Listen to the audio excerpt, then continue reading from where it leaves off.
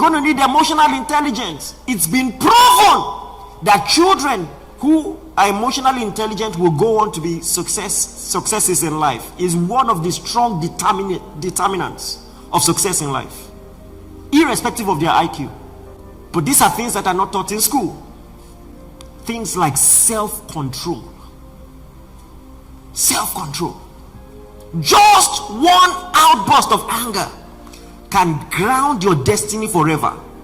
Someone provoked you on the road, you came down from your vehicle, picked a stone, hit someone's head, the person dies. See, it only takes few moments, but after those moments are expired, your life will never be the same again. Are you aware?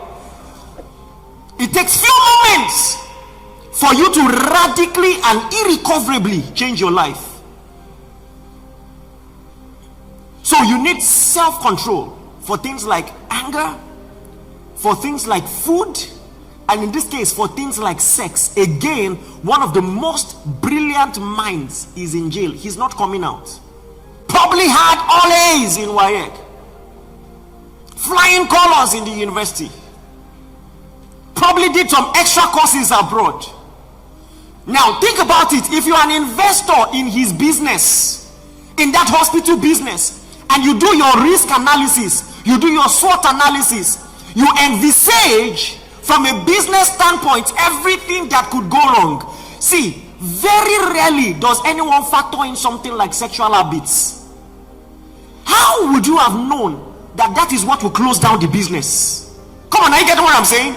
You do all your risk analysis, you are a brilliant mind, you have the best doctor, the best staff, the best everything, you get all the investors. Listen, you found the strategic fit of the company, you've put the business in the right place. Listen, the hospital was on the road, in one of the busiest places in Lagos. You have everything factored in except these habits. And many times we see this dilemma.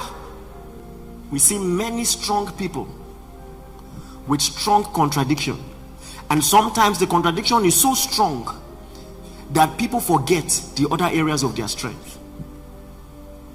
That habit you've been playing with can destroy every other thing you are building. Are you listening to me? That's what I came here to tell you. And let me tell you, this is not just spiritual advice, this is business advice. Even in the secular world, you don't have to be a Christian. You don't have to be held to Christian standards. In some companies, there are some things you will do, they will sack you. You will lose endorsements. You know that, don't you? You must deal with this thing. Deal with it now. Because when God tells you it's wrong, you think God is being extra. I'm telling you, it will affect you. There is no escaping it. You must deal with this thing decisively and once and for all. If you can hear me, say I hear, sir. And another thing you need to understand is that this is one of the ways that the devil engages in spiritual warfare. Many people don't know that. It's part of spiritual warfare. The devil many times will look for your weakness and use it against you. Look at 1 Corinthians chapter 7 verse 5, and there's a lot to share from this. This is talking about how couples are supposed to treat each other. Good sermon. It says, and do not deprive one another except for consent for a time, that you may give yourself to fasting and prayer. He's letting you know the only reason why you'll be married and you're not going to engage in sex, at least for a short while, is that you are fasting and praying.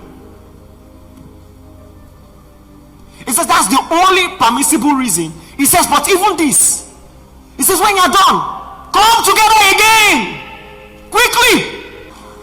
He says, so that Satan does not tempt you because of your lack of self-control. Listen, he's telling you that the enemy can actually use this against you. He can fashion your weakness as a weapon, because he tries everything and they don't work. And you know what I think?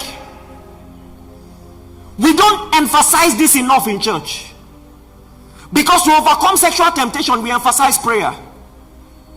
We emphasize fasting, and rightly so. But here is another one. And listen to me. If you eat well at home, the food outside won't enter your eye. They speak parable, you don't understand? The Bible is telling you this is one of the ways to avoid the snare of Satan. He said, come back again so that the devil won't tempt you. Not every time, spiritual macho man, I will not fall. I will not fall. My friend, go and eat at home. So for those of you who are married, I'm asking you now, prophetic question. Are you eating well? Are you eating well?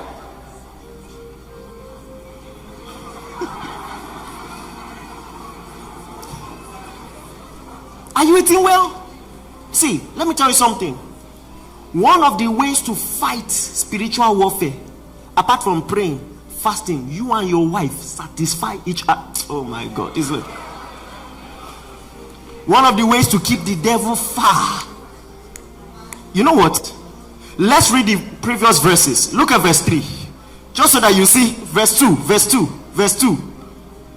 It says, nevertheless, because of sexual immorality, let each man have his own what? So listen. One of the ways to avoid sexual immorality,